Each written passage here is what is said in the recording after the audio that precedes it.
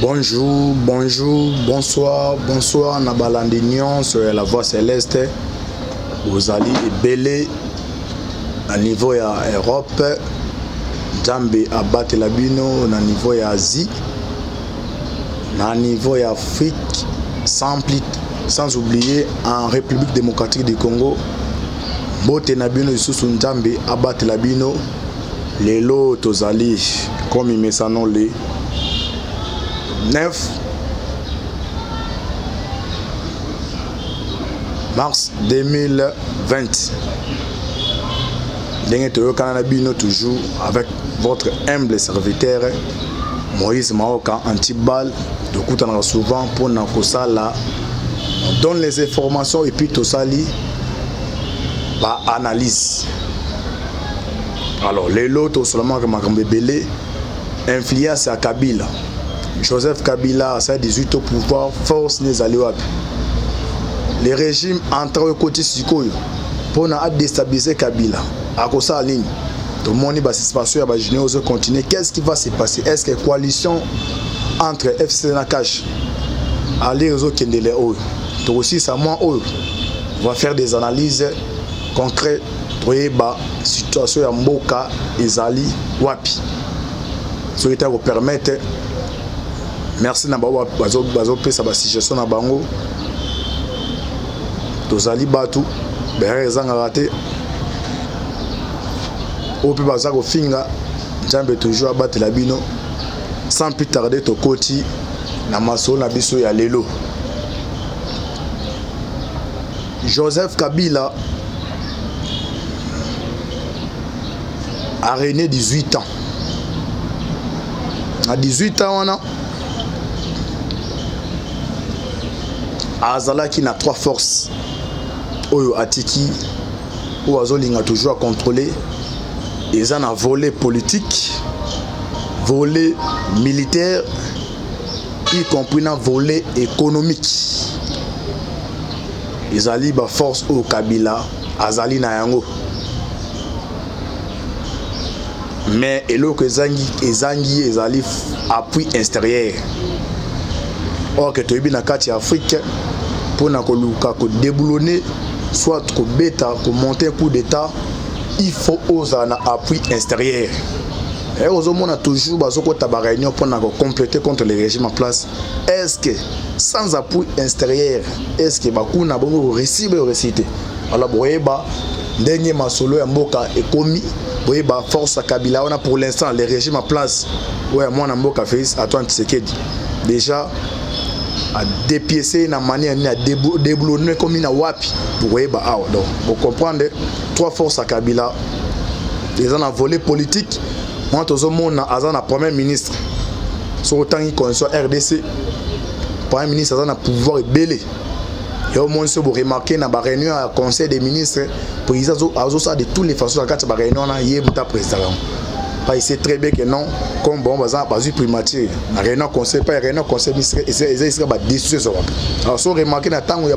premier ministre Moussous en tant que Kabila, exemple, bah matin tapé nous, bâti bala, réunion pendant conseil ministre, bah nous après la prise mini la Kabila. Parce que non, les premiers ministres au hasard na à Moussous. Mais si vous remarquez dans le régime présent, comme on dit que primature, bah présent ça de toutes les façons, soit voyager, alors ça de toutes les façons, avant tout comment, jeudi, vendredi, il faut réunion conseil ministre au côté. Mouta président pour Azala la même mise il y a contrôle le gouvernement. Heureusement on a tous les réunions on a président sur les forces aya donc force à Kabila sur les plans politiques Azana premier ministre deuxièmement Azana président à Sénat président Sénat oyo conçoit ce petit pouvoir que non au cas où président est absent soit il y a décès nous t'avons remplacé les président Sénat na délai moi mukie pour organiser l'élection to moni tambwe mwamba to atie bato so tali bata placer na ba institution à Sénat tie pendant mutobi que non vie oyo ba commettre ba vie ba commettre ba crime qu'on aille moyen à trahir ezate au niveau ya toujours à volet politique atie mwana mboka tambwe mwamba. Et la troisième institution a toujours na volet politique makasi to moni na oba bengi ya Assemblée nationale. Au monde en opposition farouche oyo Mabunda za ko s'opposer dans toutes les sorties médiatiques dans Mokonza Mboka sur tel discours à la nation chef de l'État président ça de toutes les façons entre Yénan président ça met dans son base en harmonie mais tout le monde est sorti dernière sortie médiatique oh ma bunda hôtel comme mayosa et là ça clairement que non bazolo on peut ça toujours image dans Kabila que non quel que soit la déclaration président Félix quel que soit art toujours opposé mais toujours dans le thème dans ce monde on a trois na volet politique et si la force ya Kabila les alliés sans oublier le niveau ba gouverner la majorité ba gouverner bazan na 26 provinces la majorité ba gouverner à FCC oyo mais c'est Kabila Mutu a proposé qui oyo imposé qui comme bazan na majorité oyo bazali ba gouverner c'est ça force ya Kabila na volet politique ya wana alors ce total pena politique ya Afrique ne tambola maka na ba régime c'est ba Kabila bon na ba régime dictatorial bongo force à un président pénétraté na ba institution na tout temps awa que non premier ministre tout mais force à un dictateur na ba degré na ba non na ba donc l'olenge Kabila za wana force des équipes na voler sur le plan militaire à ce côté na deuxième point très bas sur le plan militaire sur le plan militaire numéro eza na sewana besoin autour na mituna obenga numéro eza na sewana bokozwa antibal présent Moïse Mauka bosabonner au côté bosabonner belé pour na boye baka situation mboka on va donner les informations puis tout ça ba analyse oyo c'est 100% à 90% et cause la correct pour na to aider bino bandeko o boza libando baza na kati mboka ou peut-être beaucoup na dimension comprendre makamlezo kenete na ndambo oyo nzamba pesi biso to to partager na bino alors on a auto démonter sur le plan politique premier ministre Assemblée nationale Sénat na ba gouverner to na sur le plan militaire armée RDC ne bozo mona armée RDC armée mon penda et ça armée le plus infiltré dans le monde oyo chef d'état-major ou dirigeant chef d'état-major armée RDC lelo oyo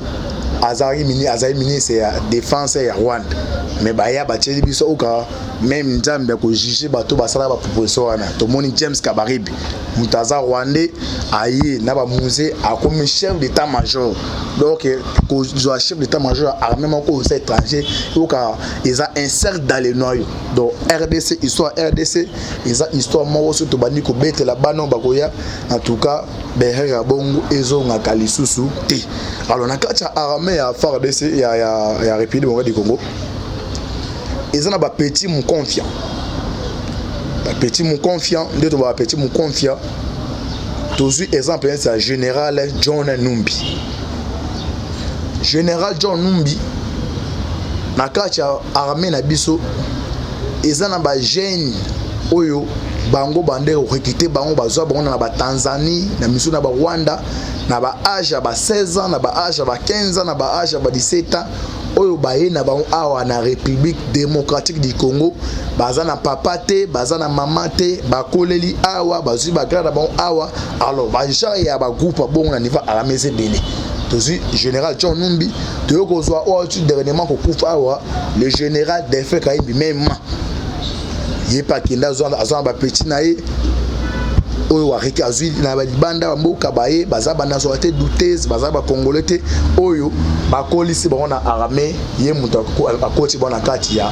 FARDC tozi général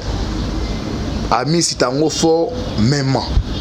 alors degré ba groupe style les abongo soki bozo linga bo préparer un coup d'état na tango ya Kabila boka bandeko musunde baloba libanda ke non e bandolo ba photo beta Kabila coup d'état donc Kabila a étudié qui armée congolaise bien pardon au Kabi ke non degré infiltration zaleli moyen ba beta nga coup d'état ça te donc atie ba garder fou partout donc ceux qui vont compléter contre dans quelques secondes foot de formation et APC directement à éliminer bino physiquement sans même pitié c'est ça les armées ba groupe skill donc force à Kabila sur le plan harmonie armée zali to na voler sur économique force à Kabila zali na 18 ans au Kabila a régné awa atiki ba chinois na ba indien soko tali ba banque belé aux en République démocratique du Congo awa ba entreprise belé OK na ba pain victoire OK na ba entreprise belé ba nini ba régal ba entreprise belé wana ba tunyon sur la majorité bato bazana eza ba o ba bengi ba libanais na ba chinois. Alors Kabila bango tout azo tirer ba capitaux na ye kuna na kati ya ba entreprise wana. Alors c'est ça, on a démontré que Kabila force ici qui est allé dans trois volets, volet politique, volet militaire, na volet économique. N'enga tikeli tiseke diwana. Alongwe mais iska tiki ya wana. Alors na volet politique et bazoko ta ba réunion stratégie ba on numéro 1 parce que l'union sur la partie politique. L'union sur la partie politique. Soit bozo bundeza pour na bo conquérir pouvoir et puis bo conquérir les plus longtemps possible longtemps possible. Donc exemple c'est ba ANC kuna ka bon ba ça ba alternance c'est ça les manaka bon ba pouvoir c'est ça bit il y a parti politique nyonso ezali bongo. Alors le fait déjà ba céder pouvoir au bazaki donc échapper bango ba de toutes les façons et c'est bozo mettre bobeta match ya bali baza ko mener bino boluka de toutes les façons bozong ça un point na bo marqué ça ndenge ba bazali ba bi ko 2022 za ko ya. Alors image na bango oza tellement difficile ba ko linga pété ba disparaître na scène politique. Alors bazo luka ndenge to sala na 2023 tozonga pona tozo encore chance na peuple congolais. Premier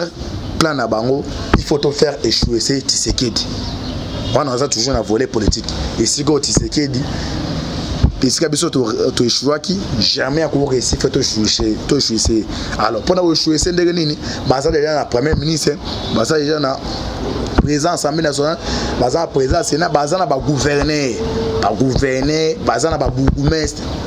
Un la ville province de Kinshasa, c'est 24 communes. IDP, ça sur dans 3 pamba sur 4. Tous les 20 communes, ils sont contrôlés par PPRD. Bon,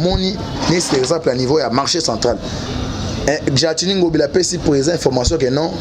nazo sala kin bopeto. Mais ce qui est à niveau à marché central, bah étudier que non pour l'instant vie quotidienne il y a peuple congolais ali maman kende ateka bana balia. Alors Kini Bopet n'a aussi lango na quand tu peux wana jouer sur le plan politique na force nini na ça la casse mon OK non biso za tukitambo na niveau bazando oka mamba zo lobaki ah papa Tshisekedi les peuples d'abord on lobaki les andé bon nyonso na ba jouer nango baza ko préparer peuple na soulèvement sans le savoir donc il peut ça rapport que non chef naza ko appliquer Kini Bopeto mais sur le terrain il y a tout ça là ba destruction méchante ou révolter peuple ou tomber sa peuple ba mona que non attends on attend Kabila c'est ça donc ba ça blongo ba raisonner ka ba on a tout moment ou permettre bon en 2023 moi ce que ministre manjaka na bango bon critiquer biso PPRD dans la IDPS parti bono ba le peuple y on a échoué. Alors tout ça ba ime na 18 de renaki et ça ba faille mais cette fois-ci tout ça la boye c'est ça na volet politique ba garantir bato ya PPRD bazalango yango wana na volet politique. Alors na volet militaire na trois volets tout na démonté na volet ça très fort ça volet militaire parce à travers volet militaire soit déjà pour déboulonner na volet militaire même volet politique volet commun bon ça affaibli. C'est ça au président Tshisekedi Osanini azosal. Alors on a trois plans on a démonté au Kabila zanango les Américains comme bazan en collaboration parce que va poni collaborer d'abord on a niveau Afrique les Allemands en Mboka Félix Antoine Tshisekedi. Alors on a trois forces wana au Kabila zanango na volet politique na volet militaire et puis na volet économique force au fond bana d'abord ko ba fragiliser ngo ba fragiliser force wana et un signal aux autres babania ou et ça na mutu d'abord au bete banjete na mutu ti aux fragiliser il y a des mots Kabila. Alors on a tous les trois forces ont démontré awa force au qui va jouer directement tous les deux forces et aussi les fragiliser ali volet militaire au ba américain bandi na ngo ba bengi ça qui présent ba soda présent ba essayer tous ali prêt il y a quoi aider mais pour na quoi aider il faut d'abord influence à Kabila et zanini et zala réduit. Alors pour l'influence à Kabila zala réduit il faut d'abord balako déstabiliser ou réduire force sur le plan militaire. Or que les Américains déjà durant 18 ans à Kabila bah que non les met sa question force des abattus tel. Alors bah les quatre noms bah proposons on a présent les 4 noms eza banani tomoni kuna John Numbi tomoni kuna Mundo Sobato suspendé dernièrement tomoni ocho okufa de Kaimbi na général Amisi Tango Foreza les 4 généraux les 4 cibles oyo les américains balobi que non toza prêt de collaborer na yo Tshisekedi mais avant de faire ce soutien à 100% il faut ces 4 généraux bazala effacer na kati ya armée à RDC et puis bien que non les 4 généraux wana ceux qui déjà basé effacé force et accabler sur le plan militaire et aux réduit mais sur le plan politique et puis sur le plan économique on doit comprendre que non force va négocier déjà et comment faire alors tout s'agenouiller devant président Tshisekedi alors président Patali côté naé comme il a souvent c'est un civil atali que non armée na biso ezaki armée mo ezaki infiltré John Numbi soda ou la soda pour na faire des semaines comment de soda et puis on est na awa ezaki na pesa ça mboza clair obali mwana mwasi omemi na ndako me ayena petit sœur na leki na ye alors yona mwasi na obala ki bobebani soit de divorcer akanyi bisaka na ye azongi na niveau ya ndako même mon leki na ye wana jamais on tire la fana na réaction ni ezande moko bango ba général Miss na ba John Mbazali to na kata fa des ba président ba yana bango esprit ba côté ba esprit ko défendre frères de même pour défendre bango que non il faut surveiller groupe na ngone na yana bino boy so bokomba major bokomba général za gas na alors so on ko déstabiliser ngai bino bo tomuka c'est ça l'esprit oyo tous les 4 généraux ba côté na kata fa des alors tous les babilo kono sont présents peut tirer bien bien so akene bona na voix mo eza voix moko ya négociation et kene à l'amiable abeng ça qui bango tous les 4 généraux John Numbi général Amisi Tango Fort Mundo Soyo obato suspendre awa na Delphi Kaimbi et attendez ça que non pour servir Mboka oh non c'est les gars qui c'est déjà passé mais ngai nazu ba partenaire wana baza pre ba aider na vision na zana parce que bozali bande boganga o il faut ba emploi il faut ba pona ba emploi ba investir ba ya il faut d'abord image na business la obonga on n'est pas monde mutabebe ça ba image pas bon ça ba image c'est la communauté internationale parce que tous les babaye de fois wana OK ne kuno ka milliardaire mo bazana 100 milliards au ka c'est un américain azan ba lié directement étroite avec les États-Unis d'Amérique alors les Américains sont problème que non pays na bino beaucoup na kata liste noire na bango ba ko influencer tous les partenaires wana ba zu image na biso sous ko bozo ba fouet droit de l'homme au Kabila sala na ba marche ba bozo kufa ba zo image na bino ba za ko teka ngo na voler mabe ba za na ba presse ba za ba teki image na bino les un investisseur azan mutu o aye pona za bénéfice akolingate aya na pays oyo instabilité zali aya na pays oyo ba jeune ville monte salemaka aya na pays oyo chaque jour situation politique a toujours tendu à kolingoyate ba ocha pays na bino na kati ya o ba bengi na boîte noire na bango boîte noire donc ba écarter tous les investisseurs ba oki mabino na ba o bazaki wana ba oki mabino c'est ça ndenge RDC et komaki alors les américains ba se présenter donc tozali prêt image o ndenge ba to bongisa image mais pour na ko bongisa ngo il faut ba toyo ba commenter ki ba crime ya makas il faut bazala condamner alors pour ça a démonter na ba généraux na bengisi bango les 4 généraux John Numbi Amisi Mundos y compris na Delphi Kaimbi que non ngai mutu apesi nga mandat sur le peuple wana azozelanga makambe belé il faut na bongosa banjela il faut ba investir baba zo nini il faut boui alors na ko linga te ba crime obine bo kometaki oyo pour l'instant na pris bo ça les cartes sur le plan moko paisiblement donc na que à l'amiable de vous les cartes mais boti kana travailler ba to mususu c'est ça voix au président ce qui dit akenda kina bango mais comment on va comprendre que comme ba message na ko yiba au monde général un général armé alors ton immeuble au par jour $100,000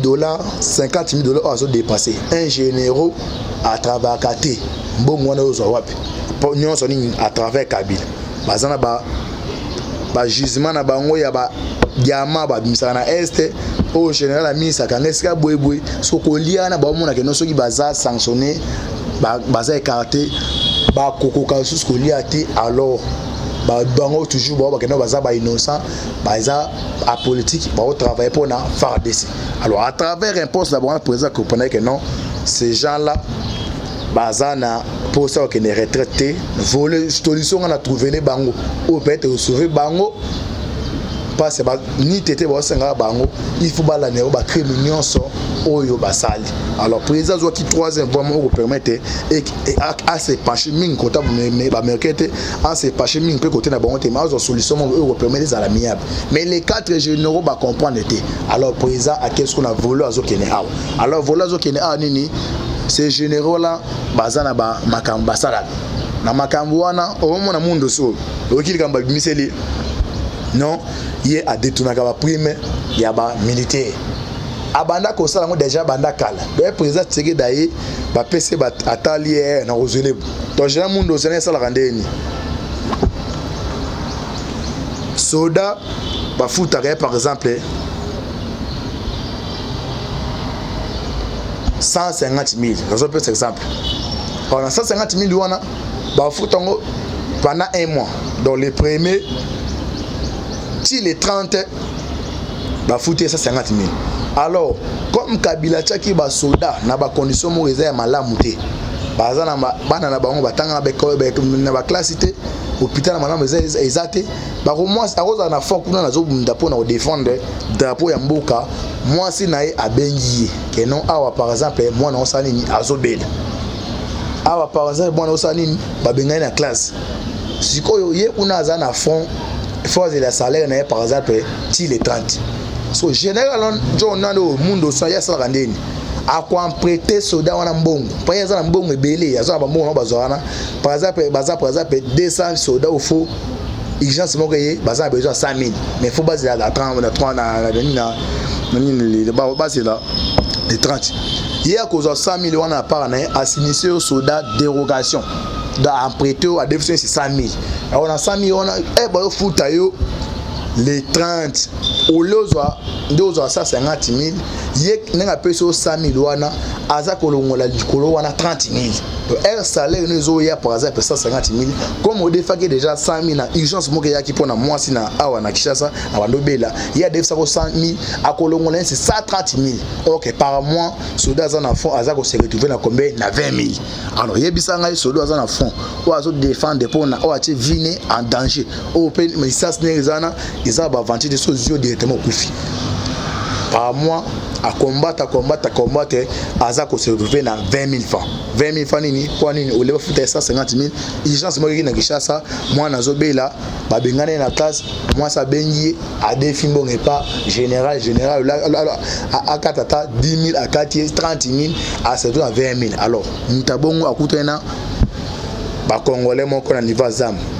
nambongo aosani akutana rebelle ba mudana yi azana 20 000 francs na kata poche mais rebelle wana yi azana $300 ne fisque ga $50 soit présenté directement soldat wana za pris à longola teni à ta teni ba rebelle ce qui s'est passé na niveau ya S alors ba généraux au moni ba mundo swana ba banda ko sala yango banda kanata ngo kabila alors président ando luka cho euro permettre à écarter bango sur le plan politique abengi ya ba interroger OK a détournaka mbongo ya basoda oyo bazobunda na est pas sanctionner moi qui qui chasse ezati na voie déjà militaire des forces à Kabila des faits Kaimbi na mondos baza déjà écarté et non basé écarté parce que président Tshisekedi mutu a éliminé soit des faits Kaimbi basé écarté contenant ba pion bande ko compter donc batira limi balé o boto bengi batira pardon misatu batira ni balé o baza écarté batira John Numbi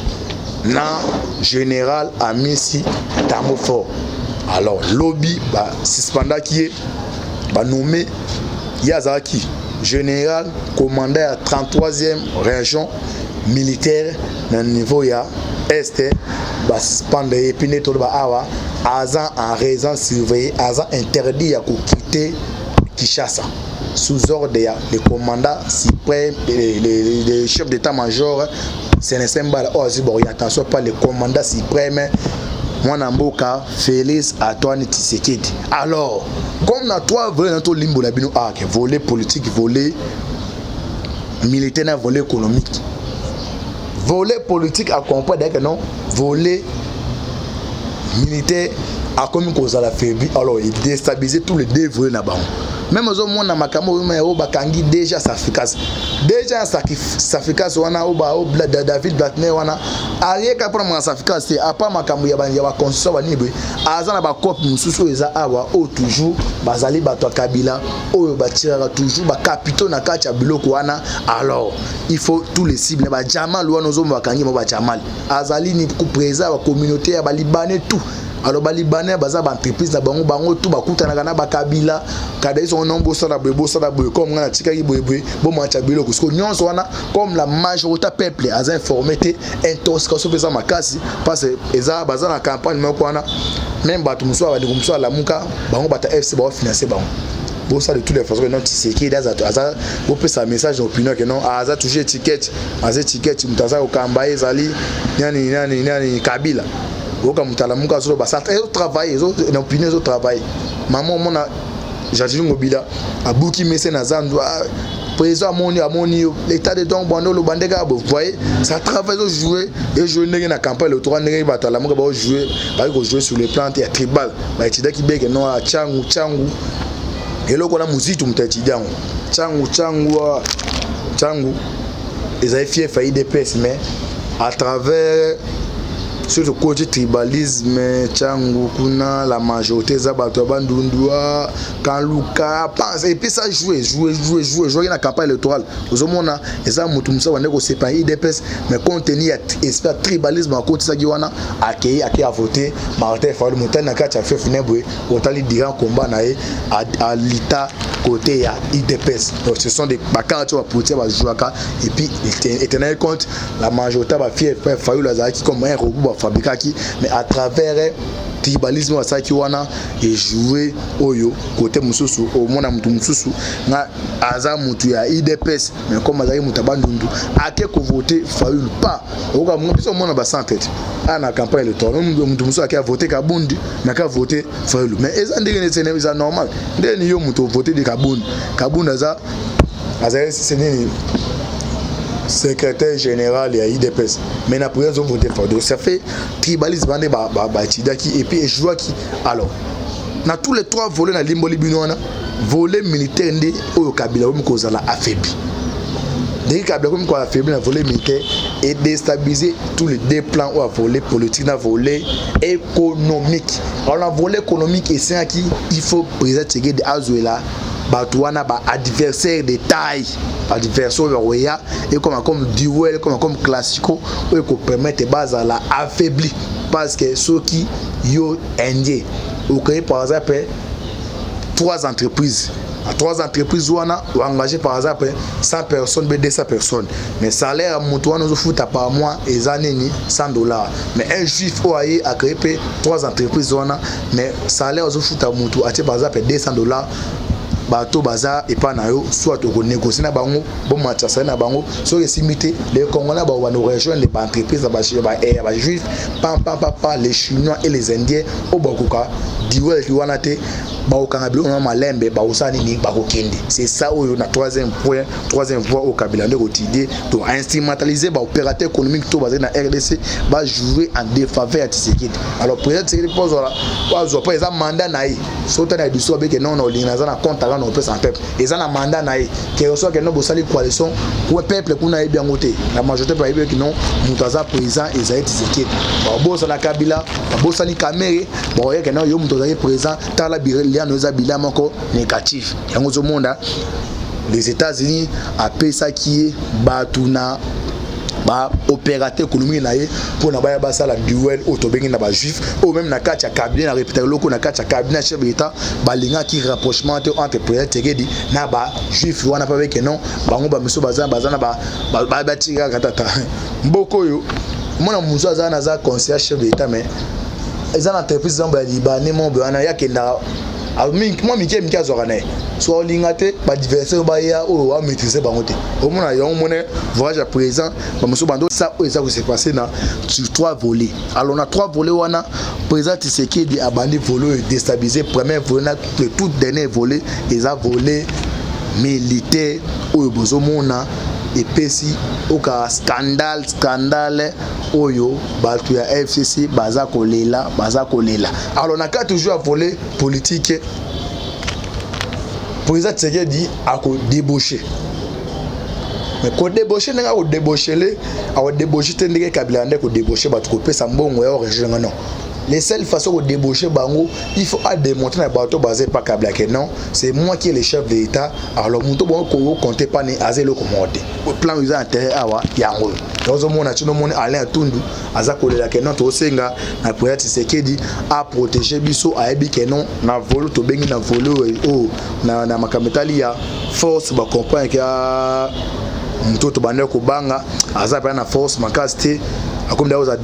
déstabiliser et puis bato batikal na yeka bato batikal na yewana za ba papo bazoze la ba poste ba mandataire na ça nous ça comme le tout dernier coup de paix ya penalty oyo bozi bozo ngo marqué bato so mona ba papa no so mona bazolanda Kabila wana bazolanda parce que non ba mandataire to tenter na bisote comme te jouer to rater cause ministre peut-être na ba mandataire na we ko sala mandataire yango zo mona batikal na Kabila oyo toujours bazo continuer conflater mais ko sala surprise à makasi au mona ba mandataire babimi ba attente ya ba papa no bane ko zela et bimi to au mona na malembe ba créer troisième voie bangotu ba ko luka ba rejoindre bio ya présent Tshisekedi. C'est ça musala oyo za ko sala masile terrain ya mwana donc force à Kabila il est parti mais denga tikaleki ami tikelimbo kado akei mais mulimo ne tikalaki. Alors il faut qu'on combatte sur le plan physique, sur le plan spirituel. Donc mulimo c'est trois volets autour de monter awa, volet politique, volet militaire, volet économique. Derrière Kabila atikeli mboka yango président abanis ko s'attaquer mais na volet militaire oyo ba généraux ya Kabila o bané ko mona ke baza le tout puissant so ba comme ko za la fragiliser et ko pesa na volet politique, na volet économique. Base à la affaibli, mais volet économique pour affaiblir ma casse. Premièrement, d'abord, il faut diminuer la barrière. Il y a des revendications, il y a des combattants, il y a des revendications, revendications légitimes. Et puis ça veut dire que si on a des mituka ou que non, parce que même mituka na ba malin pour nous bimisa bisi non c'est ça normal. Mais ça ba obi baza ba ventiller au bazar ou ba tetoi boy. Toi boy na français ba bagawana ba mbrier o moto ce sont des plaisantés par exemple ça ba buketuana ye donner ba tenetier atati Tshisekedi bon yaka siko yo lingidi bon engagement tête gérer ta avenir donc il a ba tabon baza donc les mêmes bon les ora langage ya bango ba ndi bateki mboka bani bateka mboka ba organisation en cours banda kabaza pouvoir balimba bakaniser bazongi les sous bateki mboka ba do langage de la administration ba baza kuna po bo comprendre ba onteza mingi mais oyo mamna lobby awa ba analyse sali awa bo comprendre des situations température opération au faux président Tshisekedi a ça là pour na au déboulonner régime dictatorial ya Kabila et puis na bosani maman na cheval de bataille euro permettre non les investisseurs bakoya a net mbula ezali ko lutter contre l'anticorruption parce que muzindo na likambeza ya ngwana so ke na pays ne ba pays dictatorial ne c'est ba Chine kuna démocratie za terre Chine démocratie za terre mais so comme ko yiba mbongo ya caisse à l'état degré ba ko kanga yo ba condamner yo mo regretter makasi c'est ça trois volets ngana ça analyse lelo na bino o eza force à Kabila présent à qui na volé ni pour déstabiliser on te partager na bino numéro za c'est bozana ba question ko tuna mituna ko tuna numéro na c'est bobengi et ça même numéro WhatsApp bobengi to kosola to za pour na bino et ça toujours un votre humble serviteur Moïse Maoka a to zaki na la voix céleste beaucoup de cliquer au s'abonner pour notre situation mboka mais la deuxième vote au ça là ils allaient voler sur ya actualité politique autre peut cette information le premier point où na ngaka tout ça là analyse na trois forces à Kabila ou atika qui na sur le plan politique sur le plan économique et puis sur le plan militaire. Alors pour ça, il y a un problème militaire qui déstabiliser tous les défenses et puis tu analyser ceux qui sont comme ça, Gonga, Benga Botuni, Mbote mingi na ndeko azana sima caméra John Mbote merci na Billy ozo présenter merci à bazo benga libanda boza bezo ya ko soutenir biso sur le plan moral physique financier numéro ezawana ubenga la voix c'est César la voix c'est César pour na bino la voix c'est César pour na ko informer bino la voix c'est César pour na toujours ko pesa bino ba analyse oboye babo comme na capacité ya ko raisonner sur opérer côté wana ozama casté boye ba situation température ya République démocratique du Congo nzambe abattre la bino à la prochaine merci.